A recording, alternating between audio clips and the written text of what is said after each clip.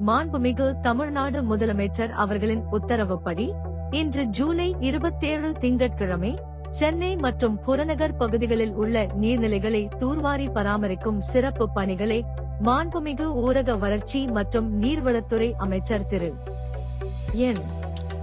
என் Anand MLA அவர்கள் கோயம்பேடு அருகிலுள்ள கூவம் நதி பகுதியில் நேரடியாக கள ஆய்வு செய்து தொடங்கி வைத்தார். போக்குவரத்து நெரிசல் காரணமாக இருசக்கர வாகனத்தில் நேரடியாக களத்திற்கு சென்ற அமைச்சர் அவர்கள் 3 நாட்கள் நடைபெறவுள்ள இந்த பணிகளின் முதல் நாளிலேயே அதிகாரிகளுடன் ஆய்வு மேற்கொண்டார்.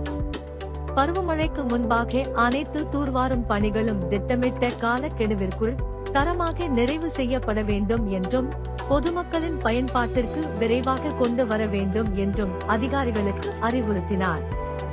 மேலும் ஏரிகள் மற்றும் நீர்நிலைகளை தூர்வாரும் பணிகள் பெருநிறுவனங்களின் சமூக பங்களிப்பும் தன்னார்வலர்களின் ஒத்துழைப்பும் கொண்டு மேற்கொள்ளப்பட்டு வருவதாகவும் பருவமழைக்கு முன்பாக அனைத்து பணிகளும் நிறைவு செய்யப்படும் வகையில் நடவடிக்கைகள் மேற்கொள்ளப்பட்டுள்ளதாகவும் அமைச்சர் தெரிவித்தார்.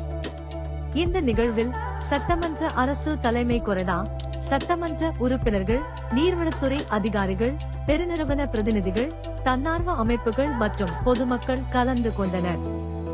மேலும் இதுபோன்ற தமிழக அரசின் முக்கிய அறிவிப்புகள் மற்றும் செய்திகளை உடனுக்குடன் அறிய எங்கள் பக்கத்தை ஃபாலோ செய்யுங்கள்.